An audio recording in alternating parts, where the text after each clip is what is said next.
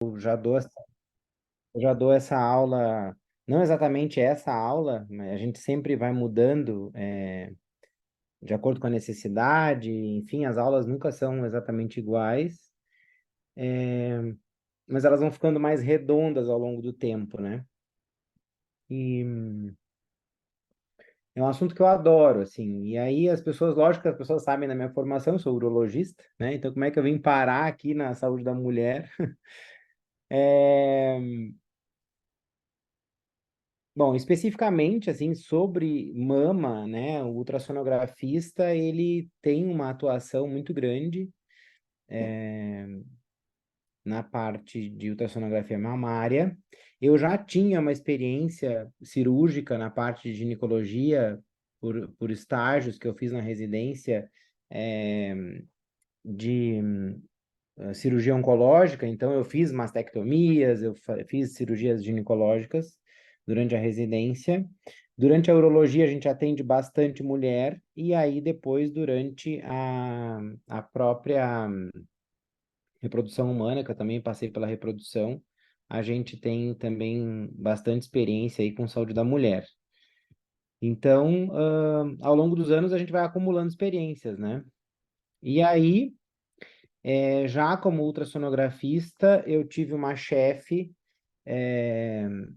que me incentivou bastante a fazer imagem mamária, e aí eu terminei fazendo uma especialização em mamografia, fiz vários cursos e tirei o título de mamografia em 2014. Então é um assunto assim que eu gosto bastante. Me empolgo bastante com esse assunto. O problema dele é que ele é muito extenso, né? Como tudo na radiologia, ele é muito extenso. Então, tem uma especialidade dentro da radiologia, para quem se interessar por isso, que é só imagem mamária. Então, as pessoas passam uma vida discutindo isso, né? Então, não tem como a gente, em um semestre ou numa aula, né, achar que a gente vai detalhar demais, né? Então, é inviável. E uma coisa que eu acho que é interessante para quem gosta dessa área de imagem da mama, ahn, quem pode seguir ela, né? Quem pode seguir ela, acho que é uma informação interessante para vocês.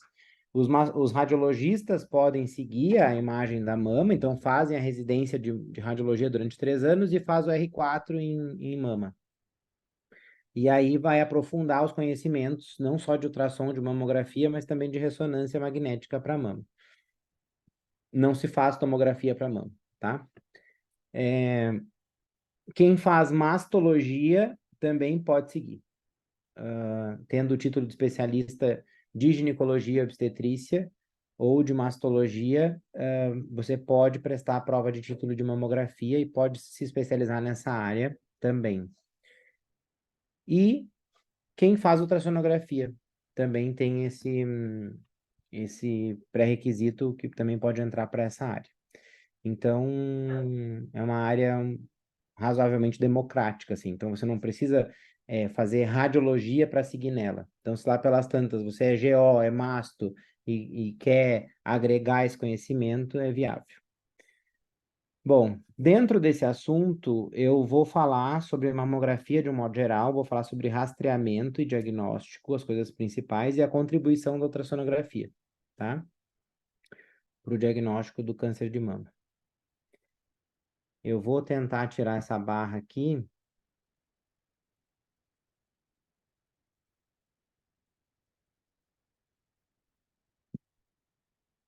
Só para ficar mais fácil para mim. Bom, então, para a gente começar essa conversa, a gente precisa entender um pouquinho sobre a anatomia da mama, entender que o órgão, né, a mama, é composto por pele, por subcutâneo, né, esse tecido gorduroso, que está em volta da mama, dando sustentação para ela, tecido conjuntivo dando sustentação para a mama. Tem a glândula mamária, propriamente dita, com ductos, né, e lóbulos, e eles convergem para a papila, né? Além disso, atrás disso tudo, já na parede, a gente tem o músculo peitoral maior, o peitoral menor e as costelas, e músculos intercostais, né? E aí a gente entendendo um pouquinho dessa histologia, então aqui onde a gente tem os lóbulos e os ductos, é que a gente consegue ter uma noção da imagem que a gente está vendo, o que que aquilo significa, né? O que que significam as microcalcificações agrupadas? O que que significa essa distribuição linear de microcalcificações? O que que significa um nódulo irregular, invasivo? Para a gente então ter uma noção,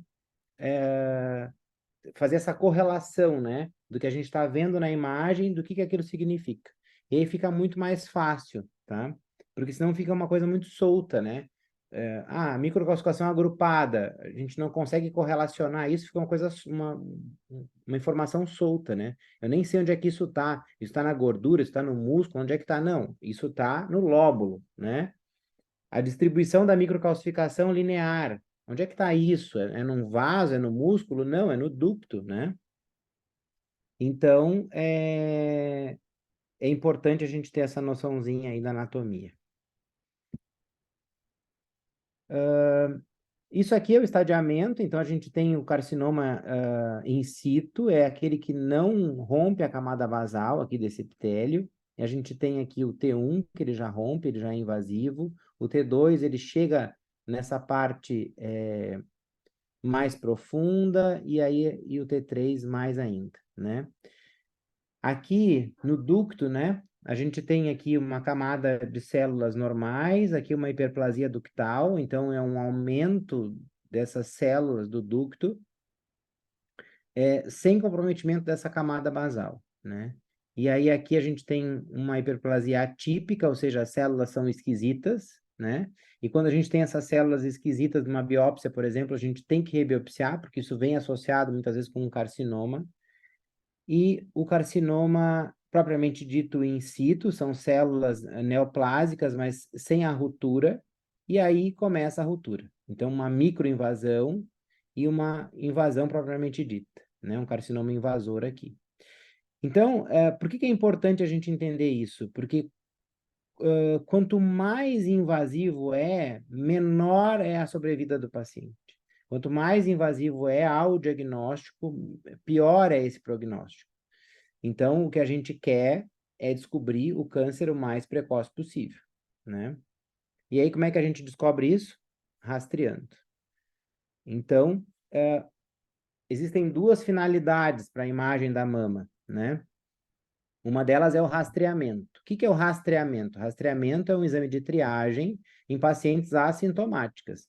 E o objetivo é descobrir um carcinoma em estágio inicial. E qual é o exame que se faz? Mamografia. É esse o exame. Duas incidências mamográficas, médio-laterais oblíquas e crânio-caudais. É isto, né? Quando a gente encontra alguma alteração no rastreamento, a paciente passa para o grupo de diagnóstico, ou quando a paciente já vem com algum sintoma. Um nódulo palpável, uma massa, dor, uma área endurecida, descarga papilar, enfim, qualquer queixa que a paciente venha, e que a gente vai investigar essa queixa, ela já está no grupo de diagnóstico. O rastreamento é a paciente assintomática. Quando essa paciente assintomática faz um exame e está tudo ok, ela segue nesse rastreamento e ela vai fazer o rastreamento um tempo depois, tá? Como é que a gente investiga, né, essas pacientes do grupo de diagnóstico? A gente faz incidências mamográficas adicionais, que tem uma Jesus lista amado, que de delícia. incidências adicionais, depende do que a gente está querendo investigar. A gente pode lançar a mão de ultrassonografia, de ressonância e até procedimentos invasivos, que são as biópsias.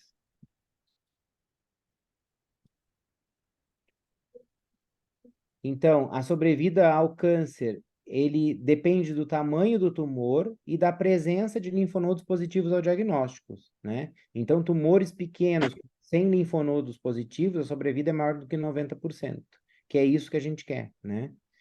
Os tumores mínimos são aqueles não invasivos, ou seja, in situ, ou invasivos com menos de 1 centímetro e com linfonodos negativos. Então, esses tumores mínimos também têm uma sobrevida melhor do que um tumor com mais de 1 centímetro, por exemplo, ou com linfonodo positivo. E a mamografia reduz essa mortalidade. Pessoal, só um instantinho que eu vou ter que fechar a porta aqui. Deixa pra mim, por favor. Então, a mamografia, ela reduz a mortalidade, e então, com a detecção precoce, né? E a gente só se justifica fazer a mamografia se reduz a mortalidade. Então, a gente só justifica fazer um rastreamento se reduz mortalidade. Então, a gente conseguiu provar isso, no caso da mama. Nesse estudo aqui, que foi feito em Nova York, em 1963, eles fizeram o seguinte: eles examinaram 31 mil mulheres e eles fizeram 4 exames por ano. O que era isso? Eles fizeram mamografia e exame físico 4 vezes por ano nessas mulheres durante 9 anos. E eles perceberam que houve uma redução de mortalidade de quase 30% nessas mulheres, porque foi se diagnosticando cânceres, né, mais precocemente. Aí tiveram vários outros estudos. Daí teve um outro estudo de 1980, em que mulheres entre 40 e 74 anos passaram por triagem, por mamografia, e aí teve uma redução de mortalidade de 24%. Então, esses estudos, eles respaldam a importância do rastreamento, porque eles comprovaram que houve redução de mortalidade. Daí a gente tem estudos mais recentes, né, que tem uma redução de até 50% da mortalidade. E aí a gente tem uma dúvida hoje, né? Será que é uma contribuição da triagem ou são avanços da terapia que aumentou, né, essa redução de mortalidade? Porque a gente tem avanços também terapêuticos, né? Eu acho que pouco importa isso, né? O que importa é a população de mulheres que a gente consegue salvar de uma doença mais agressiva, né? Como é que é feito o rastreamento no Brasil? O rastreamento no Brasil é feito com mamografia de rotina para mulheres de 50 a 69 anos a cada 2 anos, isso associado ao exame clínico. E isso é indicação do INCA e do Ministério da Saúde. Então, essa recomendação é que vocês precisam saber para as provas de residência, por exemplo. Por outro lado, as sociedades médicas, né, o Colégio Brasileiro de Radiologia, a Sociedade Brasileira de Mastologia e a FEBRASGO, que é a Federação Brasileira de GO, indicam um rastreamento anual com mamografia para mulheres com mais de 40 anos, de 40 a 74 anos, preferencialmente por técnica digital. Por que existe essa diferença de indicação? E isso muitas vezes causa confusão, né? Porque o que está em vermelho aqui é respaldado pelo Task Force americano, né? Eles indicam a mamografia a cada 2 anos para mulheres entre 50 e 74 anos. E o que está abaixo é orientado, segue, né, a linha de raciocínio da Sociedade Americana de Cancerologia, né? Então, tem estudos que respaldam as duas condutas. Então, para a gente organizar as ideias, o que vocês precisam saber hoje, o que está em vermelho? Depois, quem for seguir GO vai praticar o que é indicado pela Febrasgo, com certeza, tá? Então, o rastreamento é feito pelo exame físico, feito pelo médico, não é autoexame. O autoexame, a gente deve recomendar o autoexame para que as pacientes conheçam o próprio corpo, se examinem e tentem detectar alguma alteração. Isso é o autoexame. O exame clínico é feito por um especialista, um médico examinando. Então, a sensibilidade do exame clínico feito pelo médico é muito maior do que o autoexame, né? Então, o que entra no rastreamento é o exame clínico feito pelo médico. E a mamografia, né? Então, um câncer palpável com mamografia negativa, né? Existe a chance aí dele existir em até 16%, né? Que são descobertos pelo exame físico, né? Então, só para a gente lembrar que, assim, tumores menores do que 2 centímetros são mais difíceis da gente palpar. Se a mama é grande, se a mama é densa, então tem vieses, né, nesse exame clínico, tá? Mas a gente sabe aí que a gente pode ter um câncer palpável e com mamografia negativa em até 16% dos casos. Por isso que se indica o exame físico, tá? Vejam a importância do exame físico aqui. Como é que é o desfecho da triagem, né? A cada 1000 mulheres assintomáticas que fazem mamografia, a gente detecta alteração em 80 delas. E aí elas vão para exames adicionais, magnificação, que é isso aqui, ó, a magnificação, a gente aumenta, né? Incidências especiais e a ultrassonografia. Dessas, 16 de fato têm suspeita, que seria o BIRADS 4 ou 5. E aí essas pacientes vão para biópsia. E dessas 16, 6 se confirmam como câncer. Então a gente tem que rastrear 1000 mulheres para detectar 6 cânceres. Essa é a conta, tá? E aqui a gente já tem aqui microcalcificações puntiformes agrupadas. Isso aqui é um BIRADS 4, elas têm uma distribuição maior do que um grupamento, ele pega uma regiãozinha aqui, um segmentozinho, tá?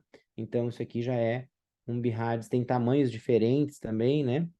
Tem tamanhos diferentes, então isso aqui já é um BIRADS 4.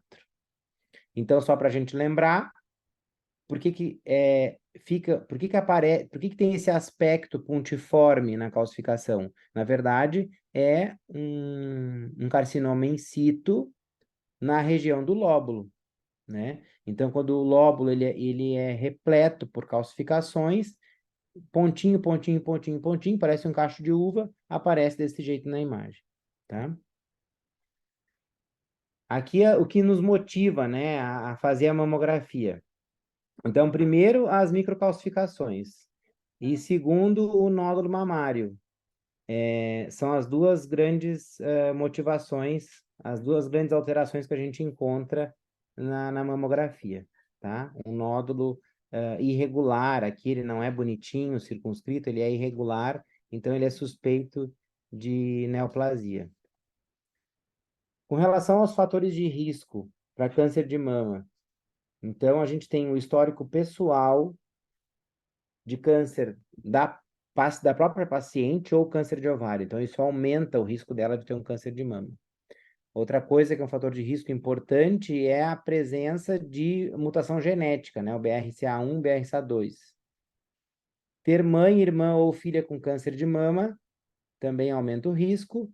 Ter uma hiperplasia ductal atípica ou neoplasia lobular diagnosticada em biópsia de mama anterior. A atipia porque ela vem associada a um câncer, né? E a neoplasia lobular é porque nem sempre a neoplasia lobular aparece numa forma de nódulo. Então, se você tem uma neoplasia lobular diagnosticada numa biópsia, essa paciente ela tem um risco aumentado mesmo de aparecer com outras lesões, né? E o risco o histórico de radiação torácica entre 10 e 30 anos de idade, e aqui são as pacientes que tiveram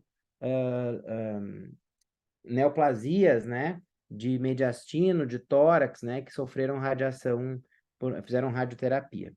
Então, 1 a cada 8 mulheres vai desenvolver câncer de mama e a maioria não tem histórico. Então, a gente tem que saber dos fatores de risco, até para a gente indicar ressonância para essas pacientes, porque a mulher com fator de risco, para ela não basta a mamografia. Esse grupo de mulheres aqui tem que ser associado à ressonância.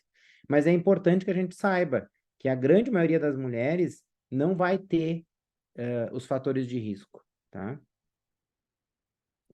Então, como é que a gente faz o rastreamento em mulheres com alto risco? A gente faz a ressonância anual e a gente associa a mamografia. E aí isso aumenta demais a sensibilidade, né? É claro que quando a gente aumenta a sensibilidade, a gente tem que saber que aumenta falso positivo, biópsias negativas, né? A gente sabe disso, mas isso vale a pena porque a gente está diante de uma paciente com alto risco. O que não dá para a gente fazer é ressonância para triagem populacional, daí não se aplica. Agora, se a paciente é de alto risco, ela merece a ressonância associada à mamografia. Não é uma coisa ou outra, tá, pessoal? É a ressonância mais a mamografia. A ultrassonografia, ela entra, nesse caso, se tem contraindicação da ressonância, tá? A ultrassonografia, ela não acrescenta um benefício como triagem sozinho, então não se usa a ultrassonografia para triagem.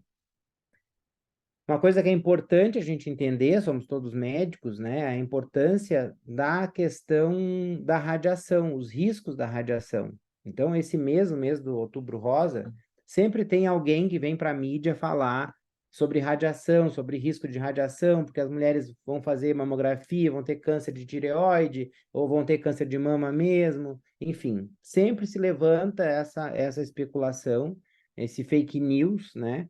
E aí a gente tem que ter esse conhecimento, né? Então, o que que é uma dose elevada de radiação? Dose elevada de radiação é o acúmulo de 1 a 20 grays de radiação. Quem são as pessoas que se submeteram a esse tipo de radiação? São sobreviventes de explosão de bombas atômicas no Japão, certo? E eu espero que nunca mais a gente passe por isso na humanidade, né? Apesar das guerras que a gente vem enfrentando, que a gente tem essa consciência de que a gente não vai mais passar por isso. Pacientes que submeteram à radioterapia, principalmente de tórax, para tratar mediastino ou tórax mesmo, pulmão, parede de tórax também, e pacientes que são submetidos a vários exames de fluoroscopia de tórax. Fluoroscopia é um exame que emite radiação ionizante em tempo real, então você vê as lesões em tempo real, como se fosse um filmezinho. Isso se usa muito em cirurgia de tórax, em urologia, em ortopedia, tá? E qual que é a radiação durante a mamografia? São 2 miligrays por incidência.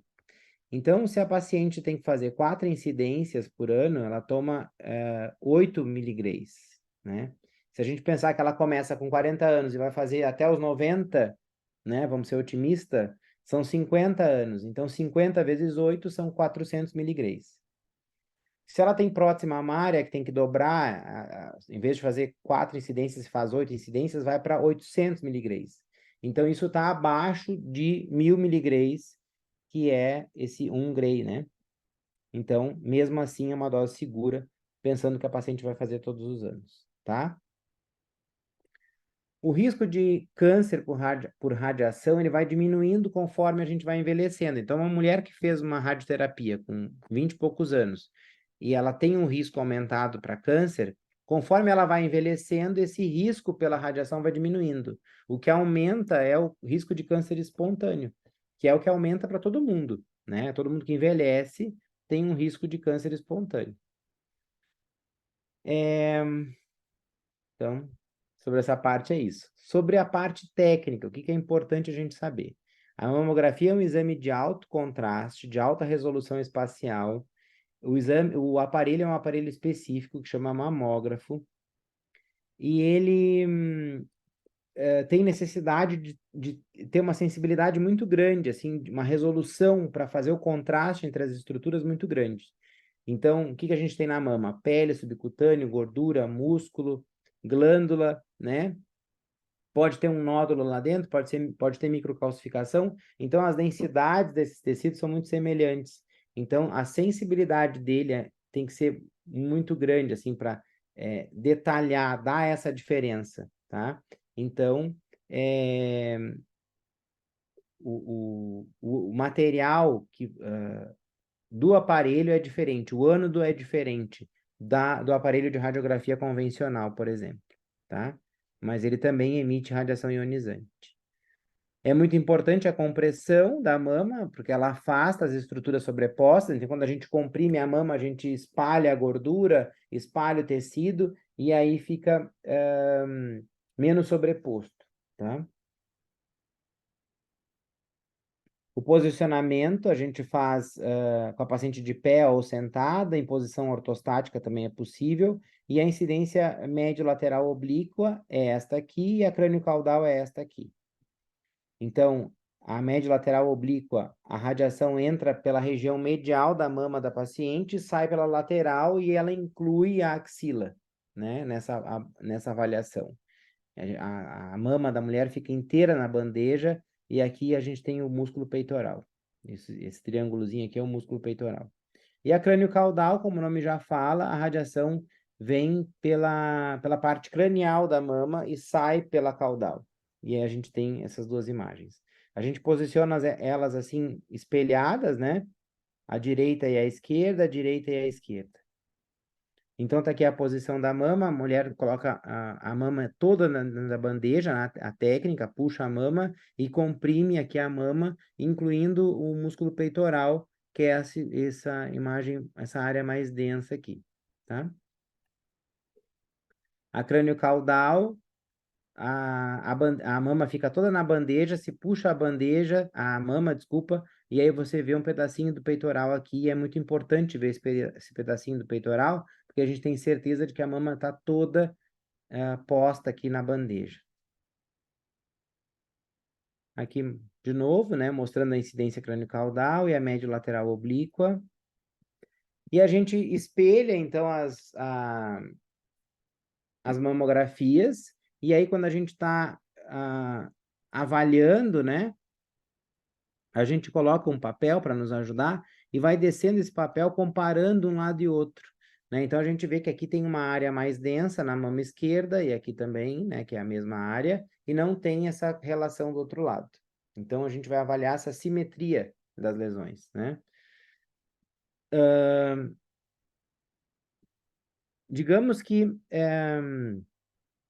essa lesão, essa área densa, ela seja palpável, né? Ela sendo palpável e a gente encontrando essa área mais densa aqui na mama, ela passa a ser suspeita, né? Porque é uma região dura, né? A gente palpou essa lesão. Agora, se a gente não palpa essa lesão e ela aparece na mamografia, a gente fica um pouco mais tranquilo, né? Dificilmente um câncer desse tamanho não vai ser palpável endurecido, tá? Então, a palpação é muito importante. Bom, outras coisas que são importantes são a correlação com os exames anteriores, né? É importante ter um questionário que a paciente preencha, falando sobre o histórico pessoal dela, familiar, se fez cirurgia, se fez biópsia, se faz reposição hormonal, tudo isso interfere na mamografia. A correlação com o exame físico, se tem alguma lesão palpável, marcar essas lesões para que a gente procure na mamografia, se aquela área que se palpa, a gente encontra alguma lesão na mamografia. Então, assim, as simetrias teciduais com uma lesão palpável, elas são suspeitas, né, sempre. Aqui eu vou deixar para vocês, eu não vou entrar em detalhe, mas só para vocês saberem que existem vários tipos de incidências adicionais, tá? Que aí quem for se especializar nisso vai saber exatamente para que serve cada uma delas, tá? E a gente lança a mão delas quando a mamografia, essas 4 incidências são indeterminadas, ou seja, a gente precisa de uma complementação. Uma outra coisa que é importante a gente saber é sobre densidade mamária, né? Então, a mama da mulher jovem, ela é mais densa, da mulher menopausada é mais lipossubstituída. E a gente tem aí um intervalo, né? Um meio de caminho aqui entre a mama lipossubstituída e a mama bem densa. Então, a gente tem a mama heterogeneamente densa e a mama com tecido fibroglandular mais esparso, né? E qual que é a importância disso? Um nódulo, ele vai ter essa densidade semelhante ao do tecido, que é uma densidade de partes moles. Então, quanto mais densa é a mama, mais difícil é de ver esse nódulo. Então, quanto mais densa é a mama, maior a possibilidade de obscurecer nódulos, né? E essa descrição vai no laudo também. Então, se eu colocar um pedacinho de nuvem branca nesse céu aqui, fica fácil de ver, né? Então, é a mesma coisa que ter um nódulo aqui. Aqui já ficou mais difícil. Aqui fica fácil. Então, depende de onde ele se sobrepõe, fica mais fácil ou difícil aqui. Aqui é a mesma coisa. Aqui, mal dá para ver, né? Aqui, ó. Bem na setinha aqui, né? Não dá para ver. Então, corre o risco dessa mama ter um nódulo e eu não perceber. Ou então, ela ter um nódulo, que depois eu vou mostrar um caso para vocês, que aparece um pedaço dele só, né, aqui, tá? Aqui mais esse padrão de distribuição da densidade. Então, desde menos de 25% de tecido até mais que 75%. Bom, o que a gente pode ter, então, de suspeito, né? Nódulos, a gente pode encontrar nódulos sólidos, císticos, mistos, densidades, assimetrias, né? Densidade de um lado não encontra no outro, né? E as microcalcificações, basicamente é isso. Tem as áreas de distorção também, que são áreas em que foge aquele padrão, né, do tecido mamário fibroglandular indo em direção à papila. Aqui é o léxico do BIRADS para mamografia e ultrassonografia. São os termos que a gente usa para descrever essas lesões. E aqui a classificação do BIRADS. Então, vamos dar uma revisada aqui rápida no BIRADS. Bom, o BIRADS 1, eu gosto de começar pelo 1. O 1 é a mama que não tem lesão. E o BIRADS, pessoal, ele está diretamente relacionado ao risco de câncer. Então, quando eu atribuo um BIRADS, eu estou pensando em risco de câncer. Então, a mama que não tem nenhuma lesão, ela tem 0% de risco de câncer. A mama que tem lesões benignas, sabidamente benignas, ela também tem 0% de risco de câncer. Então, por exemplo, um cisto mamário é uma lesão benigna, então 0%. Uma mama com prótese é uma mama mexida, ela tem uma prótese, mas ela tem 0% de risco de câncer. Então, ela não é um BIRADS 1, ela é um BIRADS 2 porque ela já foi mexida. Uma mama com plástica, mesma coisa. Não é uma mama normal, ela tem uma modelação, ela diminuiu, ela tem área de cicatriz, mas ela não tem risco de câncer. Então, essas alterações benignas são sempre BIRADS 2. O BIRADS 3 é basicamente um nódulo bem delimitado, circunscrito, que eu não sei por quanto tempo ele está ali na mama, então se eu tenho essa dúvida, eu faço um controle precoce. Microcistos agrupados, microcalcificações pontiformes agrupadas, basicamente é isto. E o provavelmente benigno é porque ele tem um risco de câncer menor do que 2%. E aí, como ele tem esse risco pequeno, eu faço um controle precoce que é suficiente, né? Então, a gente faz o controle em 6 meses e depois mais 6 meses. Então, no primeiro ano é de 6 em 6 meses. No segundo ano, depois, né, de 12 meses, e no terceiro ano, depois de 12 meses. Então, a gente acompanha esses pacientes 3 anos. Então, BIRADS 3 faz controle de 3 anos.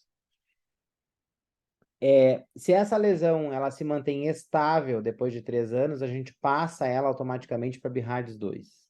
Se nesse meio tempo ela cresceu ou mudou o aspecto, ela já passa a ser BIRADS 4 e ela vai para a biópsia. Então, o BIRADS 3 é só para dar esse alerta de que tem uma lesão, ela tem um aspecto benigno, mas eu não sei há quanto tempo ela está ali na mama, tá? E isso cai bastante em prova de residência, inclusive, tá? Então, a gente pode programar uma outra aula para discutir questões, eu tenho algumas questões de mama para a gente discutir, mas é muito importante esse raciocínio. Eu vejo uma lesão, ela tem um aspecto benigno, mas eu não sei há quanto tempo ela está na mama, então eu vou fazer um controle precoce, tá? BIRADS 4 são as lesões suspeitas, então qualquer lesão que seja suspeita irregular, qualquer alteração, né, ela já passa a ser suspeita. O BIRADS 5 são as calcificações pleomórficas e os nódulos espiculados, e aí tem um risco de malignidade maior do que 95%. O BIRADS 6 são as lesões que já têm biópsia, então a gente já sabe que aquilo é um câncer. Então, a paciente que tem um câncer e faz quimioterapia neoadjuvante, vem fazer o exame para saber se o câncer está diminuindo, se não está, ela não teve um tratamento cirúrgico definitivo, né? Então, essa paciente, enquanto ela está nessa fase, a gente dá o BIRADS 6 para ela. E o BIRADS 0 é tudo aquilo que precisa de complementação. Então, esse complemento pode ser uma outra incidência mamográfica, pode ser uma ressonância, pode ser um ultrassom, pode ser trazer os exames anteriores, enfim, né? Qualquer coisa que precise complemento, a gente dá como BIRADS 0.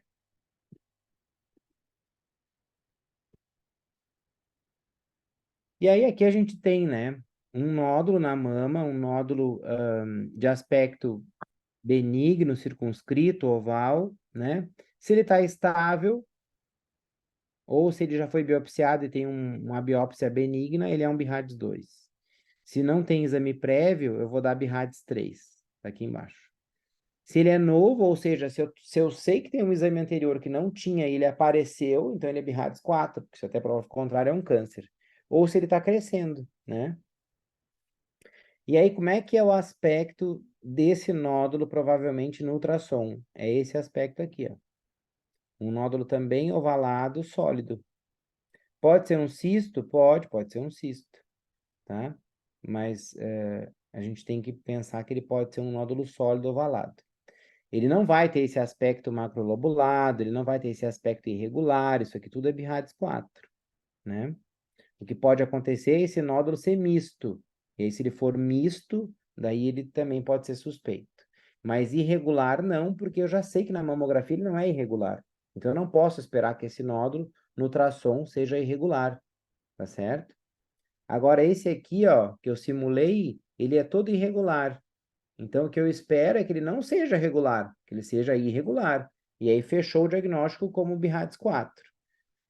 E aí, por que é importante fazer ultrassom? Para eu poder guiar a biópsia, né? Fazer a biópsia guiada por ultrassom é muito mais confortável e mais barato para paciente, tá? O nódulo espiculado, ele é um BIRADS 5, e aí ele não vai ser também regular, tá? Ele vai ter essa espícula em direção à papila. Sobre as calcificações, é um achado muito frequente, mas a maioria delas, elas são benignas, elas são BIRADS 2. Então, calcificações grosseiras, calcificações esparsas, não tem significado, né?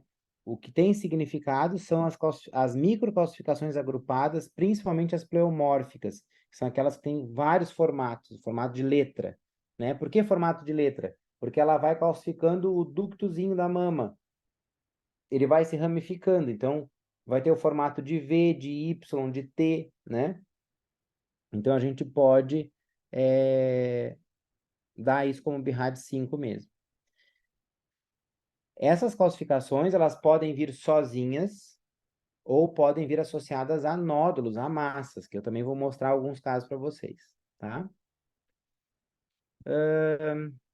Com relação aos cânceres descobertos por mamografia, mais de 50% deles são microcalcificações pleomórficas. 1/3 dos cânceres não são palpáveis, então eles aparecem como calcificações sem massa. São os cânceres não palpáveis. Com relação às lesões malignas, elas são as pequenininhas, tá? São as microcalcificações, são as que têm menos do que meio milímetro. São numerosas, a morfologia é mais importante, o aspecto morfológico da calcificação é importante, e as benignas são as maiores, são as que têm menos importância. Então, existem vários aspectos para essas calcificações, tá? E a distribuição pode ser diferente. Essas esparsas aqui dificilmente são câncer, isso aqui é uma distribuição bem benigna, tá? Agora, quando a gente tem uma distribuição agrupada, ela já começa a ser suspeita. Distribuição linear, segmentar, daí é mais suspeito, porque isso aqui pode ser uma área com câncer, tá? Então, as mais suspeitas são as segmentares, as lineares e as agrupadas, tá? Aqui a gente tem pontiformes agrupadas. Isso aqui é um BIRADS 3. Aqui a gente tem as irregulares e as enfileiradas, que são as de distribuição linear, são BIRADS 4. As pleomórficas são BIRADS 5. Todas as outras são BIRADS 2. Então, desde calcificação de pele, calcificação vascular, calcificações grosseiras, tipo pipoca, bastões, calcificações com centro radiolucente, calcificação de sutura, tudo é BIRADS 2, tá? Calcificações intracísticas, distróficas, são todas BIRADS 2. Aqui para mostrar uma magnificação, né? Então, a gente tem uma área suspeita próxima a esse marcador, e aí aparece aqui na magnificação muito mais fácil de ver essa área das microcalcificações. Aqui a gente tem um nódulo com microcalcificação associada, tá vendo aqui? Aqui também, ó. Aqui pegou um pedacinho dele. Então, a gente magnifica para poder avaliar melhor as microcalcificações. A distribuição eu já comentei com vocês. Aqui a distribuição linear é essa que envolve o ducto, então por isso que é suspeito, né? Ó, ela tem esse aspecto linear. Um outro tipo de calcificação suspeita são as indeterminadas, são várias calcificações pequenininhas em volta, meio esfumaçadinho, meio borrado, e ela é um BIRADS 4. O que pode acontecer é que após a biópsia vem como benigna, como aqui veio com uma alteração fibrocística. Depois da biópsia, isso aqui passa a ser um BIRADS 2, né? A biópsia com agulha grossa, com histologia ou com mamotomia, né? Em que se tira toda essa região. Então, inicialmente, ela pode ser um BIRADS 4, e aí, após a biópsia, um BIRADS 2, tá? Depois que confirma que isso aqui não é um câncer.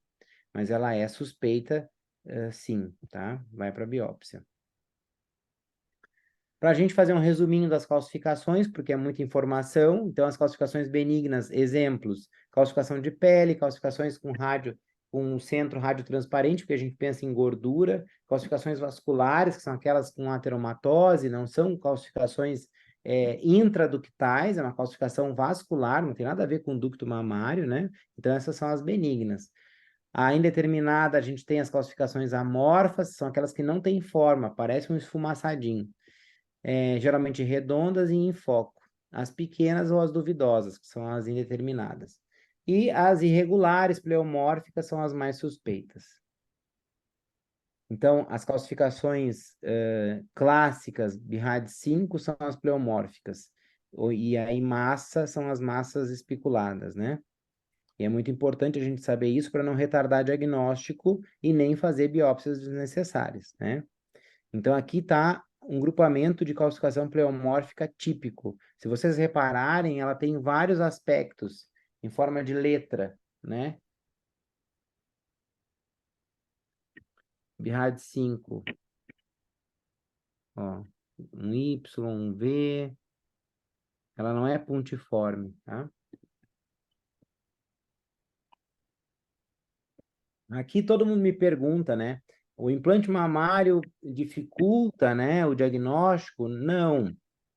A gente tem aqui uma incidência médio-lateral oblíqua com uma prótese, e aí a gente tem uma área suspeita aqui. Quando a gente faz a manobra de Equilund, a gente empurra o implante, a gente vê o nódulo aqui. É um nódulo irregular, é um BIRADS 4. Aqui, pessoal, a gente tem uma mama densa, né? E a gente vê, comparando um lado e outro, que tem uma área aqui mais densa, que a gente não vê do outro lado, uma área, coisa bem sutil, e aqui a gente vê que tem um contorno aqui, ó, no tecido, que não tem do outro lado. Esse contorno é uma lesão. E aí, quando a gente está diante dessa imagem, qual que é o BIRADS? Alguém arrisca?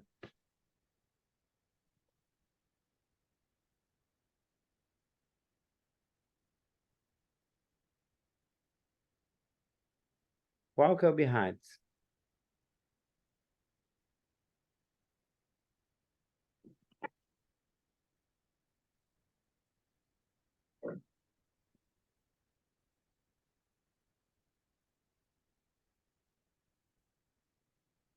Ninguém vai arriscar? Bom, a gente precisa saber se isso de fato é uma lesão, se ela é regular, se ela é irregular, porque eu só estou vendo um pedaço dela aqui, ó.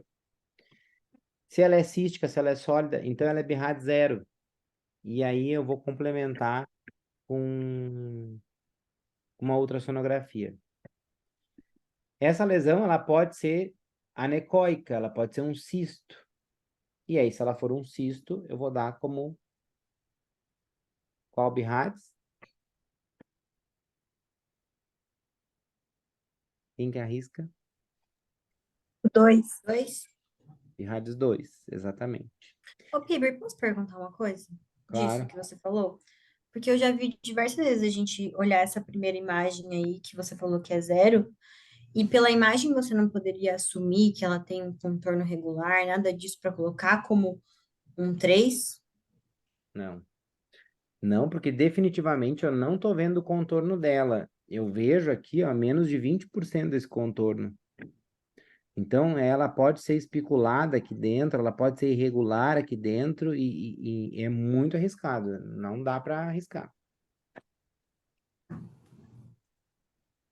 Tem como. A gente arrisca quando a gente vê mais do que 75% do contorno. Tá? Bom, essa lesão pode ser isso aqui, ó. Um nódulo sólido, macrolobulado, hipoecogênico, bem com uma carinha bem boa, né? Pode ser esse aqui, ó. Um nódulo macrolobulado mais hipoecogênico. E parece que ele tem umas areazinhas meio císticas aqui, ó, né? E ele pode ser esse aqui, ó. Ele pode ser um nódulo no meio do tecido com uma área cística maior. Então, esse aqui seria um nódulo misto. E essas 4 lesões têm BIRADS completamente diferentes. Então, o cisto é BIRADS 2. Esse aqui ele pode ser um BIRADS 3. Se ela não tem no exame anterior e a gente vê isso aqui, a gente pensa, não, isso aqui é um nódulo benigno, vamos acompanhar, né? Pode ser um BIRADS 4, se for novo. Ou seja, não tinha nada no exame anterior e apareceu agora. Até prova contrário, isso é um câncer. Ou então pode ser um nódulo misto. O nódulo misto é sempre BIRADS 4. Tá? Então vejam a importância da ultrassonografia. Aqui a gente tem uma mamografia. Alguém consegue ver alguma coisa aqui alterada? É uma alteraçãozinha bem discreta.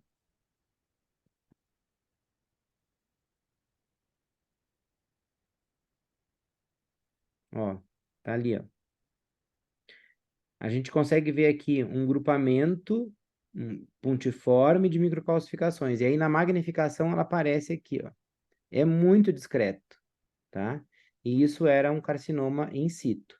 É esse caso aqui que a gente quer pegar no rastreamento. É essa paciente aqui que vai ter uma sobrevida melhor.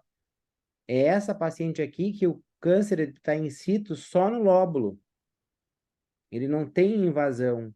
Então, essa paciente tem uma sobrevida muito boa, mais que 95%. Então, é esse caso aqui que a gente quer pegar no Outubro Rosa, tá? E aqui?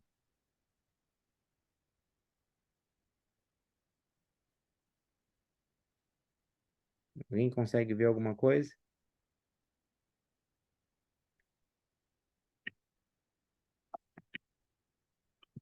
Ó, ali. Então, esse grupamento aqui, ele corresponde a esse aqui, né? Até pelo tamanho dele, sim. Esse aqui é um grupamento pequenininho que a gente não vê uma correspondência exata nele na mamografia aqui na médio lateral oblíqua. Quando a gente magnifica, ó, um grupamento de calcificação, né?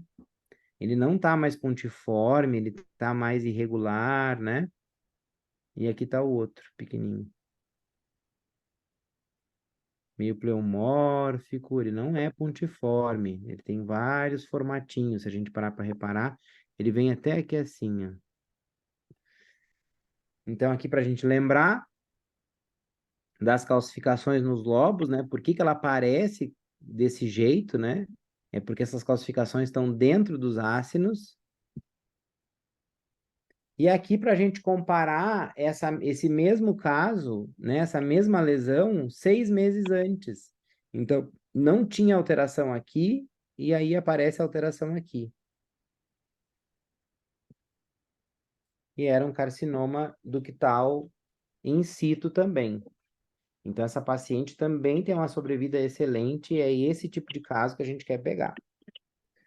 Agora, vejam isso aqui, ó. A gente vê uma área mais densa aqui que a gente não vê aqui, ela é bem óbvia, né? A gente vê aqui e não vê aqui. Vê aqui, não vê aqui. E ela dá uma distorcida, né? Porque o tecido mamário, ele vem em direção à papila. Quando o carcinoma invade essa estrutura, ele começa a invadir, ele começa a repuxar, né? Começa a repuxar a estrutura. E ele faz essa alteração da arquitetura. como se fosse isso aqui. Isso aqui é uma imagem do Dr. Lázaro Tabar. Como se fosse isso aqui, tá? No meio do tecido mamário. E aí é um carcinoma também invasor, tá? Carcinoma invasor. Aqui a gente tem uma área densa com microcalcificações associadas. Também é um carcinoma invasor. Então, densidade com microcalcificação junto realmente chama muito atenção, tá? Então, uma área densa com as microcalcificações. Também é um carcinoma invasor. É isso, pessoal. Consegui, em 1 hora, mostrar tudo isso. Vocês têm alguma dúvida? Querem perguntar alguma coisa?